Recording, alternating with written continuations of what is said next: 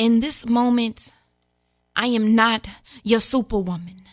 I am not the definition of strength. My resilience has gone astray, and I cannot stay where you tend to try and keep me. I struggle with where to lay down my burdens, this overwhelming load that weighs down upon this thorned crown that you've subconsciously placed upon my head. There is sadness here.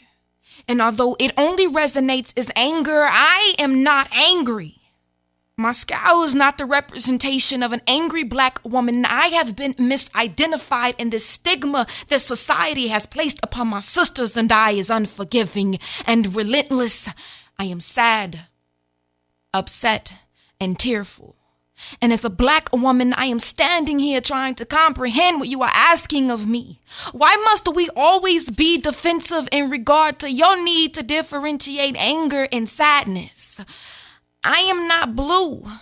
I am a Black woman suffering from clinical depression, and there is a lesson here.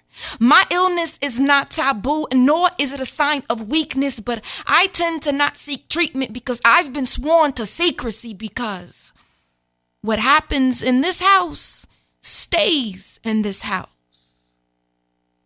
And unbeknownst to our mothers who have subconsciously hindered the desire to seek help for our troubles, we struggle with distorted images of ourselves because mental health issues aren't taken to heart. And of the 17 to 20 million Americans that seek therapy, I am one of 4% that will never take part. No, I have never been to war per your definition of the term, but I am a Black woman who suffers from post-traumatic stress from having to bear witness to the judicial lynching of my people in this 21st century. I have watched little Black boys lie in puddles of their own blood uncovered. I've watched women of my likeness be murdered. I've had to praise a Black man with the same breath I used to beg him to not rape me, degrade me, or make me feel less than I deserve. I am raising little Black babies that I am afraid to send to the store.